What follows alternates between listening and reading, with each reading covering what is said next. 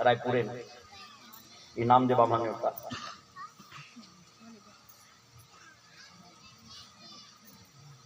अब बेटी लाइबर जाना है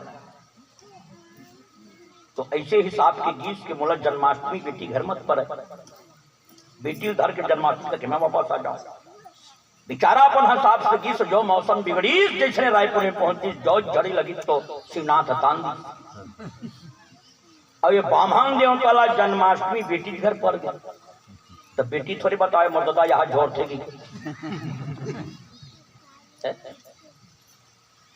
पूछल बेटी जात पूछो बामहान देवता है उपास पास थोड़े दिखे तब बामहान देवता की है 12 महीने में ही वाले अक्षर दिखाती। अब उपास तो है कि दिन भर वाला कुछ नहीं दिन चाय न पानी न कहीं न कुछ उपास तो है कि रात कन पूजा पाठ करी न पूजा पाठ करके बामहान देवता दो 3 घंटे कोर के कतरा और 2-8 भाई चांदी लान के रख किसी कर। अब बामहान देवता देखी थे दीनानाथ संधि सजन के जगह मैं के गाँव मांगू के गाँव दी एक तो दिन भर के मैं लांगा ना और 2 घंट कतरल देव थे कैसे करूं मैं तो कतरल धरी कहे कतरल धर के अपन माथा में चंदन बरोबर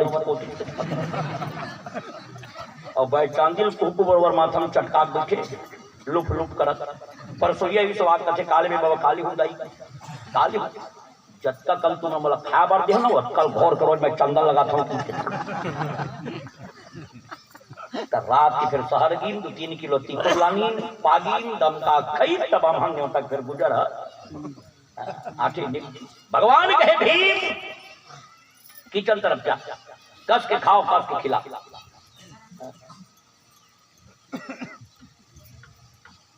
लाग दोगे तो संतुष्ट होने वाले नहीं। आदमी एक ही बार बस कहता है जब पेट भरता है तब बस बस बस पूरा और कतको जन परसल गलत नहीं आवे।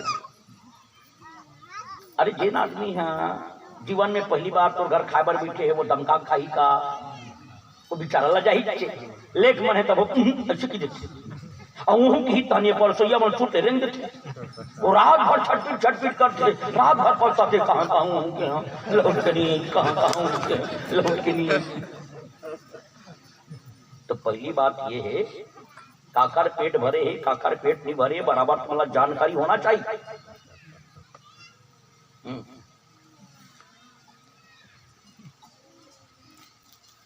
जैसे तय परसे बन निकले और तोला आवा देख के खवैया को अपन पतरी में या थाली में हाथ रख दी तय जान ले आगे दे दुआ जरूरत नहीं। और जैन तोला आवाज देख के पतरी में हाथ नहीं रखते तय झुकत भी है बोल परसे पर तब वो पतरी में हाथ नहीं रखते और अंते तंतेल देख के कहूं कहते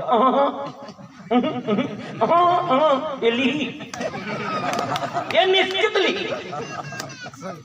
एक पेट भरे भुराए नहीं है ये लचावा थे लगते थे अब नहीं देवे तो रात भरे चटपीट तब 2 ढंग बराबर देना। जिन आदमी पतरी में हाथ नहीं रखते और अंते तंतेल देख के दूल देना हाँ देना हूँ देना हाँ देना हूँ देना और हाथ पसारे तब न देना। पतरी हाथ में रख हाथ में पतरी पर हाथ रख दी तब मत दे। जिन पतरी में हाथ नहीं रखते अंते तंतेल देख के निश्चित ली एक पेट भरे नहीं है छटपट करी मैं कर सकती बता देता मैं कभी कभी मोर धोखा हो जाता लेख मन रखे ऐसे निकल जाते लौट गया रात भर बहुत तो मैं दुख पा जान तुम अनजान पाओ प्रेम वृंदावन बिहारी लाल की यज्ञ हुआ। लाखों की तादाद में आकर के लोगों ने भोजन की। भगवान कहे धर्मराज देखो महाराज परीक्षित निवेदन किए गुरुदेव इस यज्ञ में पूजा की हुई थी कैसे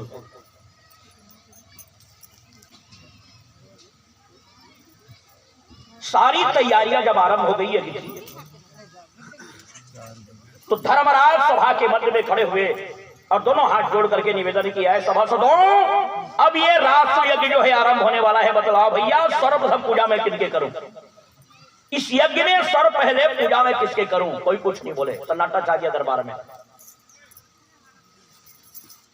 पुनः धर्मराज बोले, फिर भी कोई कुछ नहीं बोले। तीसरा बार धर्मराज हाथ जोड़ करके निवेदन किया है, सभासदों राष्ट्र यज्ञ आरंभ होने वाला है, बतलाओ भैया ये राष्ट्र यज्ञ में सर्वप्रथम पूजा में किसके करूं? फिर भी कोई कुछ नहीं बोले। तब जरासंध के बेटा सहदेव खड़े हुए और खड़े होकर के निवेदन किया है, सभासदों बार बार धर्मराज निवेदन कर रहे हैं कि राष्ट्र यज्ञ आरंभ होने वाला है, इस राष्ट्र यज्ञ में सर्वप्रथम पूजा मैं किनके करूं? और आप लोग बोल नहीं रहे हैं। बाल चपलता बस अगर मैं गलत नहीं बोल जाऊं तो सभासदों मुझे माफ करना। मेरे हिसाब से इस पावन राष्ट्र यज्ञ में सर्वप्रथम पूजा भगवान कृष्ण का ही होना चाहिए। जहां भगवान कृष्ण के नाम लिए तालियों की गड़गड़ाहट और जय जयकार से सारा दरबार को उठा। जय हो जय हो जय हो बेटा सहदेव तुम्हारी जय हो। सब लक्ष्य लगी, सब जय जयकार करी, एक झलक चली लगी। कौन लक्ष्य नहीं लगी? शिषपाल।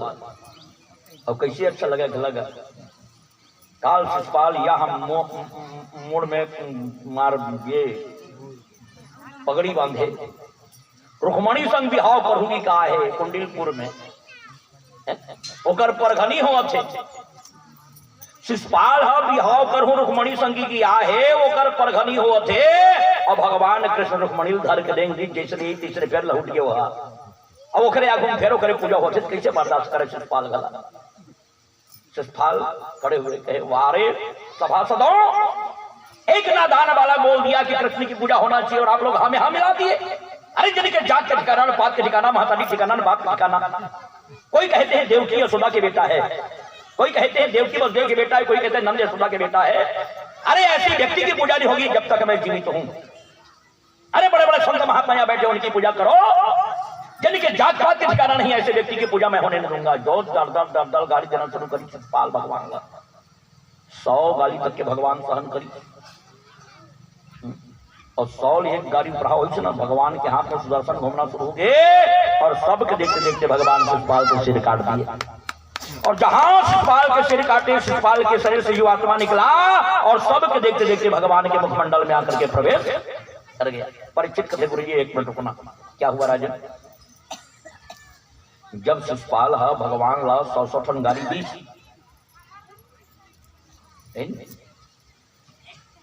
और भगवान सहन करी और एक गाली पढ़ा हुई तन टोटल काट दी और एक ठन गाली भगवान और सही लिखी तो करता बिगड़ जाती। एक गाली पर हुआ भगवान शिषपाल के सिर काट दिए। क्यों? क्या सुन, शिषपाल के जब जन्म हुई ना शिषपाल के आंखें ही 3 ठन, शिषपाल की आंखें 3 ठन, 2 ठन यहाँ और 1 ठन यहाँ मस्तक में। शिषपाल के महतारी देखा है सबके लेकर देखता मैंने जुग जुग ले 2 ठन आंखी लोखन के 1 ठन मोर लेकर है तेकर 3 आंखी तेकर तीसरा नेत्र है शुभ दोनों शुभ। ऐसे शिषपाल के महतारी है चक्कर में पड़े रहे। एक दिन महाराज दुर्वासा ही शिषपाल के महतारी की दुर्वासा मेरे कहते महाराज सबके लेकर देखता हूँ सुंदर 2 ठन आंखी मोर लेकर 3 ठन आंखी तीसरा नेत्र लेकर देख के बताते महाराज ये शुभ दोनों शुभ। दुर्वासा देख के कथे भाई इसका जो तीसरा नेत्र है ना वो काल सूचक है, जिनके देखने मात्र से तीसरा नेत्र गायब हो जाए समझ लेना उसी के हाथ में इनका मौत होगा।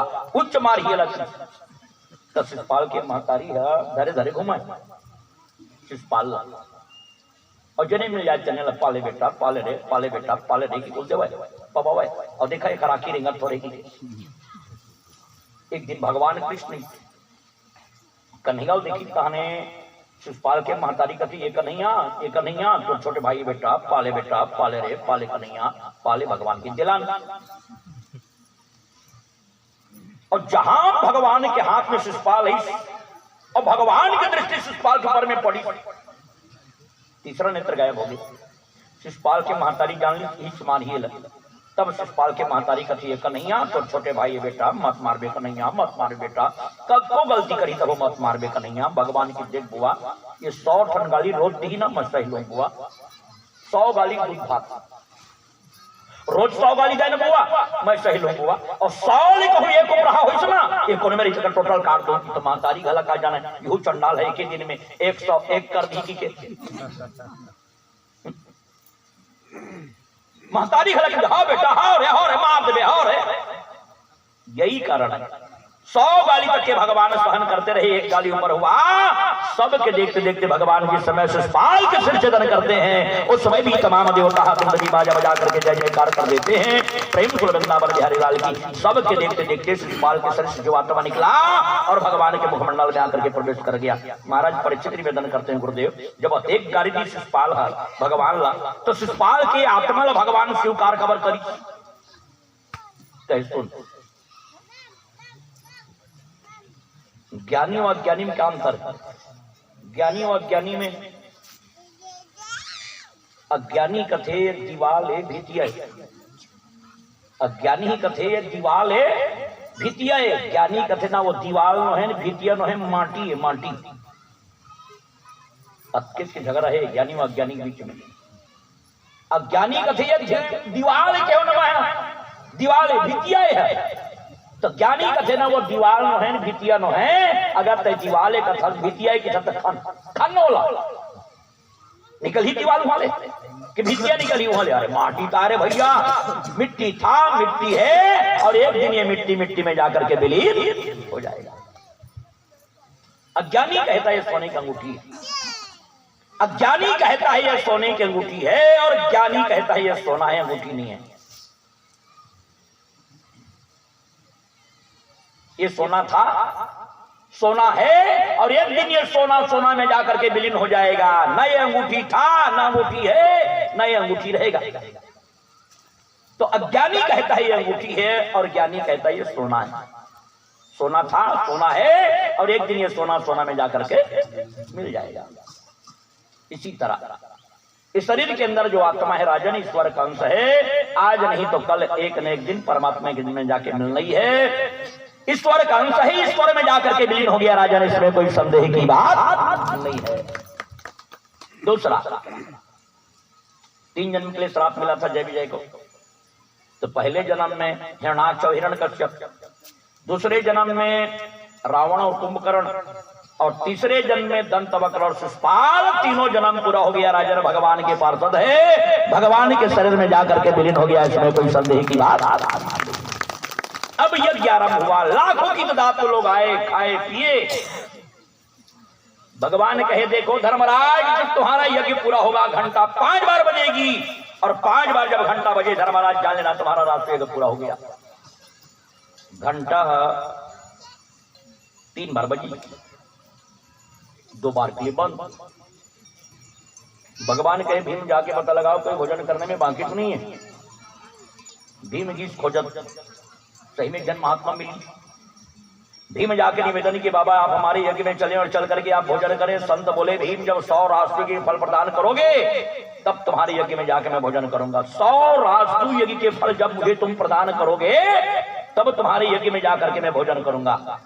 भीम को तो हम एक से मिलता जी एक ठन करा था अगर घंटा नहीं बजाते होता है वहां 100 राष्ट्र के फल मांगता कहां के देवो भैया। भीम लौट के चल, अर्जुन ही सुई बात, नकुल ही सुई बात, सहदेव ही सुई बात, धर्मराज ही सुई बात। तब झुल्ला करके भगवान के द्रौपदी को बोले दीदी तू जा और किसी तरह उस संत को मना करके ले आ। द्रौपदी के लिए रथ तैयार किया गया। द्रौपदी बोले मैं रथ में बैठ कर नहीं जाऊंगा, पैदल जाऊंगी, मैं पैदल चली। द्रौपदी आ करके संत के चरणों में सिर झुकाए और दोनों हाथ जोड़ करके निवेदन की बाबा आप हमारे यज्ञ में चलें और चल करके आप भोजन करें। संत बोले बेटी द्रौपदी जब 100 राष्ट्र के फल प्रदान करोगी तब तुम्हारे यज्ञ में जाकर के मैं भोजन करूंगा। द्रौपदी निवेदन की बाबा मैंने 100 राष्ट्र के फल आपको प्रदान की।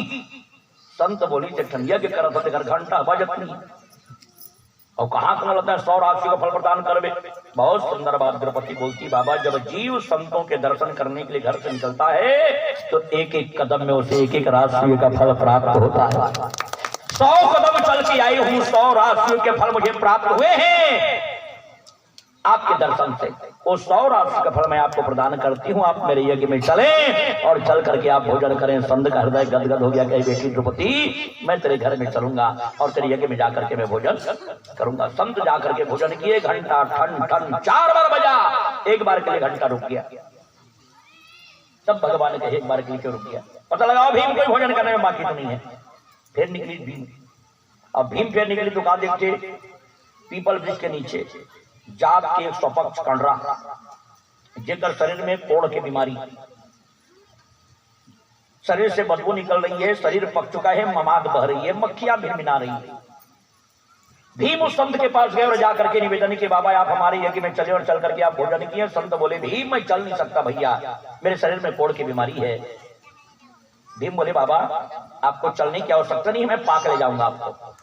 घृणा नहीं किए भीम। और संत पाक ले गए, उठा के ले गए। द्रौपदी लाना देखी, तुरंत चटाई डाली। भीम लेकर बेचारी 56 प्रकार के व्यंजन लान करके द्रौपदी उस संत को परस दी।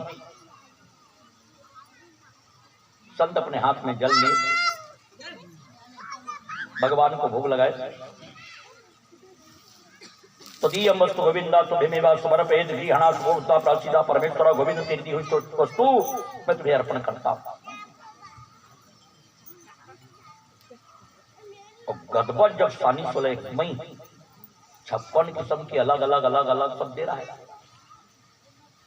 हमारी यहाँ खटरस है 6 प्रकार के रस, लेकिन भोजन बनाने वाले 56 प्रकार के व्यंजन बना लेते हैं। और तुम लोग 56 किस्म के एक संग परुष दी गुणोत्के किस्म की कहू सुद्य का नहीं कोनो दे करबा 56 किस्म के एक संग सजा के अगर तुम लोग कोनो दे दी 56 प्रकार के व्यंजन तो के किस्म के खाऊ से क्या होगा?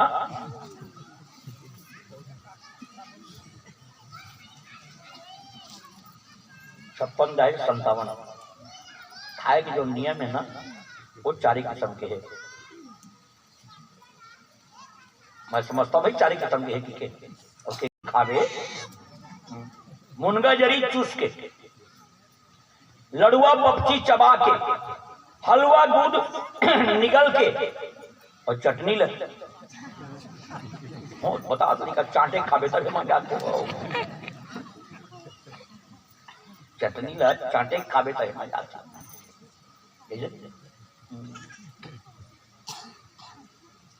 कब मुंह पानी आगे चट चट कर चटनी उतनी चीज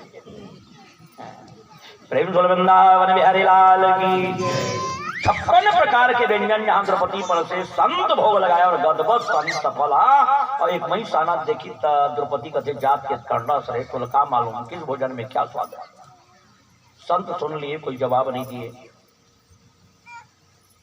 भीम उठा उठा लेकिन सुनी में घंटा 4 बार बजे। तब भगवान ने कृष्ण झुल्ला के बोले द्रौपदी ये घंटा को तो 5 बार बजना चाहिए, एक बार के लिए क्यों रुक जाता है घंटा?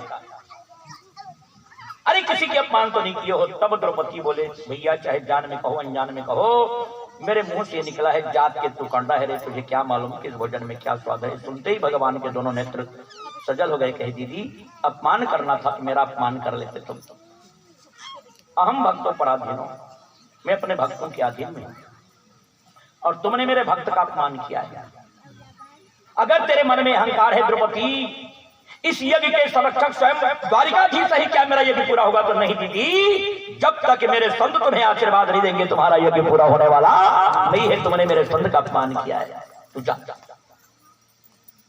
जिसका तुमने अपमान किया है उसे क्षमा मांग। तब भीम द्रौपदी उधरी वो महात्मा में लानी।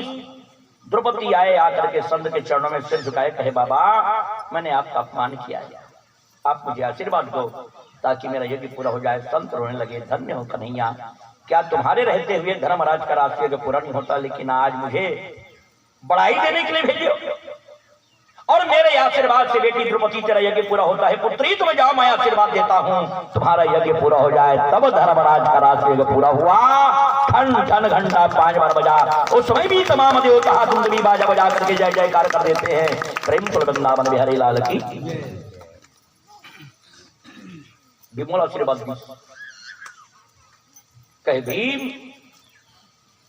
मोर शरीर में कोड़ के बीमारी बेटा तय घृणा नहीं करे रे मोर उठाते लेके रहे भीम जाता हूँ आशीर्वाद देता हूँ तो आशीर्वाद देवा था जहां तक कि मेरे शरीर के मवाद का लेपन पीप का लेपन तेरे शरीर में हुआ है तेरा शरीर वज्र का हो जाएगा भीम का तो धोखा पा गया मैं पहले ही जानते तो दत्त मैं तुला भावावत लगे तो चाहता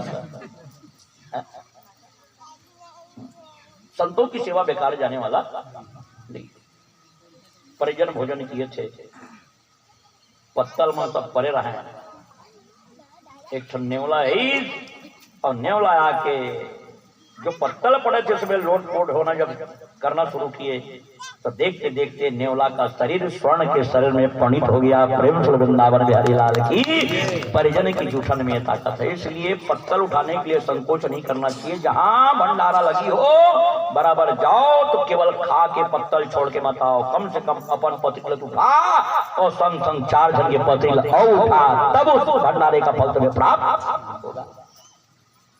तो महाराज सुखदेव जी कहते परीक्षित तुम्हारे मन में जानने की इच्छा बनी थी कि हमारे पूर्वज धर्मराज किस तरह भगवान कृष्ण के धिक्ता में राजयोग किए थे, वो कथा मैं तुम्हें सुनाया हूं।